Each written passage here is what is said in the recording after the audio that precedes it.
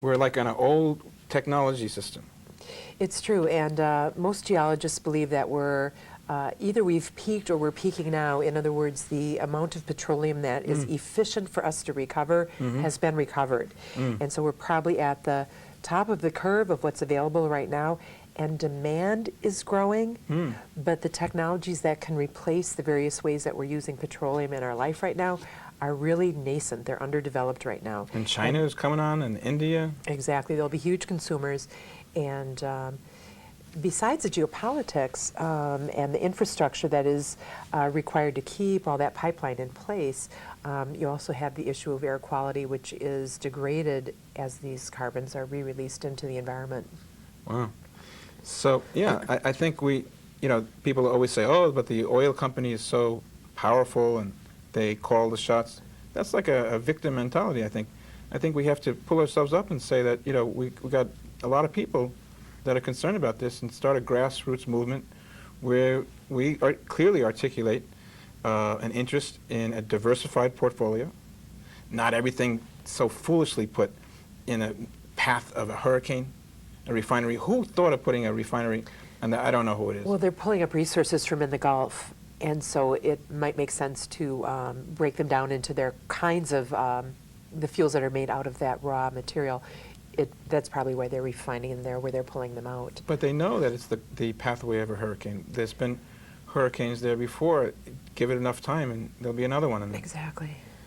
So that doesn't seem like nobody's really thought it through, really. There's all these different kind of business interests that happen, but there isn't a grand vision of, sort of like, urban sprawl, like there isn't some kind of a vision of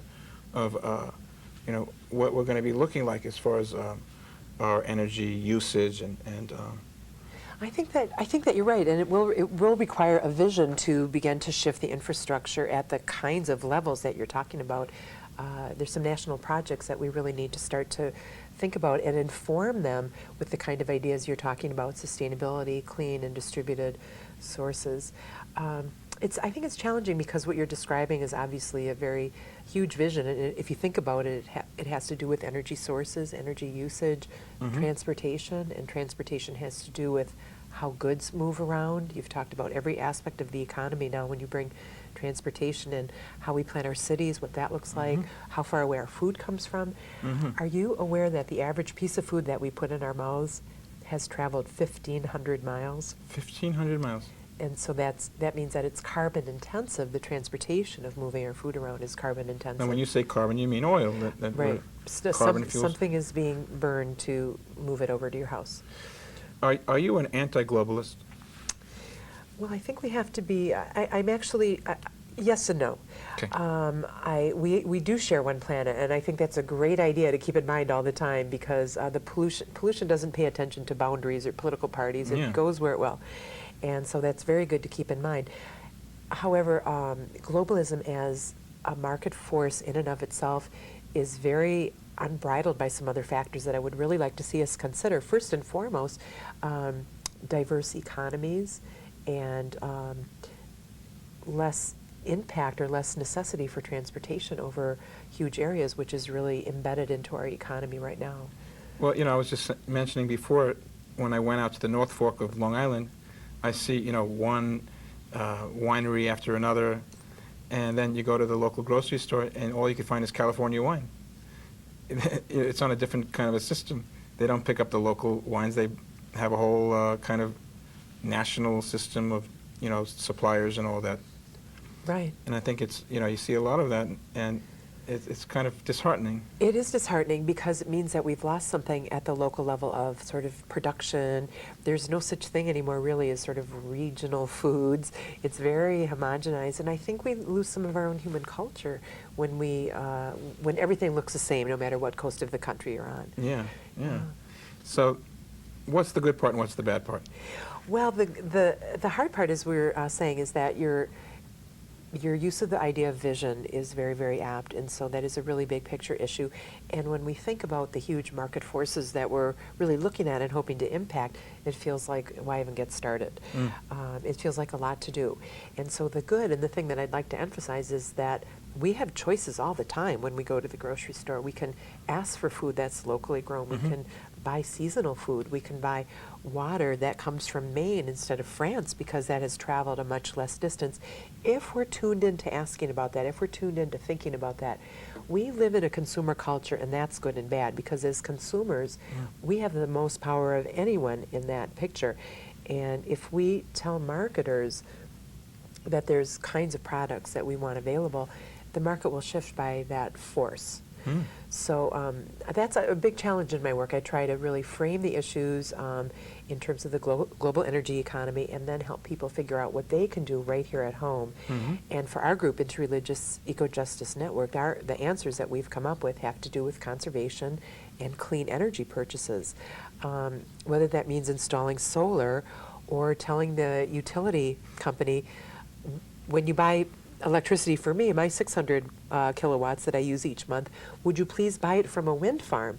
And I will voluntarily give you that 1.1 cent extra to get that from a new clean wind source rather than from an existing coal, nuclear, or petrol source. You're telling me I could go home tonight. Yes. Where do you live? I live in Fairfield. Okay. And I could change over onto a wind generated. I could, access the energy Yes. to run my house Yes. as it is, Yes. coming from a wind source. Yes. How much more will it cost me a month? 1.1 cent per kilowatt hour. What is that, like $15, $20 a month more? If you're average, it's about $6. $6 a month more. $6.60, yeah. And have the peace of mind Yeah. to know that I'm not burning up a million-year-old fossil to Yes. run my air conditioning or Exactly. heating. GoCleanEnergy.com. Tell me how to energy. What? Go Clean Energy. Go www. clean. Okay. Say it again. GoCleanEnergy.com. Yeah. Okay. Energy.com. I'm going to do it. Okay. I promise you.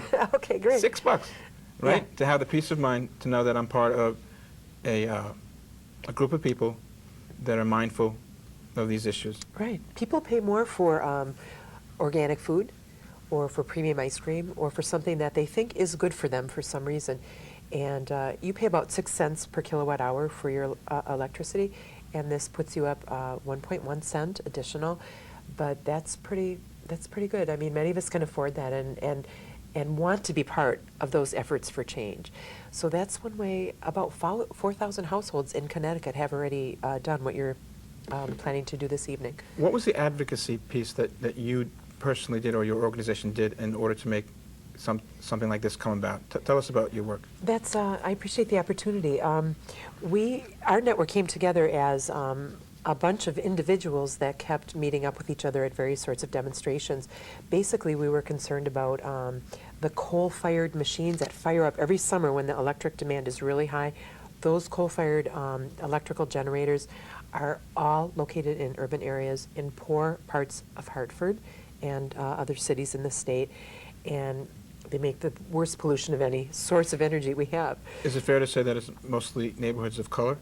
Actually, color and dirty energy facilitation correlate with each other. That is the highest corollary factor for the location of these stations of any other factor. It's Right. more race is a higher correlation than for example, urban, rural, or economic Well, I'm getting angry stratification. now. You're telling me that our local governments and our local municipalities, Well, it's national. That's a national tendency. a national tendency, The dirtiest energy facilities are located in non-white areas. and it's more not than an anywhere economic, else. if you're not saying that it's an economic thing. In other words, if you have poor white, poor black, the municipality would be more likely to dump it on the poor black. That's what you are saying. That's the highest correlative factor for this location of them currently, yes. That makes me very angry. You should. I mean, there's a bill coming through the Connecticut legislature now. I think it died last year. It probably died in this past session again, but it will come up again, called the Burdened Communities Bill.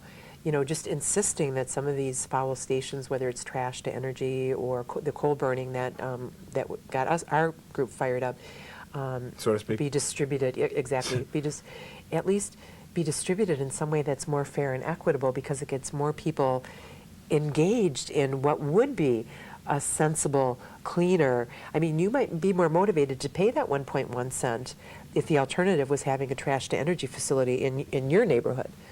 Okay, that's a very inflammatory thing. And Yeah. I'm not saying inflammatory is prerogative. I mean, it's a pejorative thing, rather. Yeah, yeah. You know, sometimes we need to inflame ourselves and get excited and outraged by certain things. Right. But please substantiate the statement as well as you can.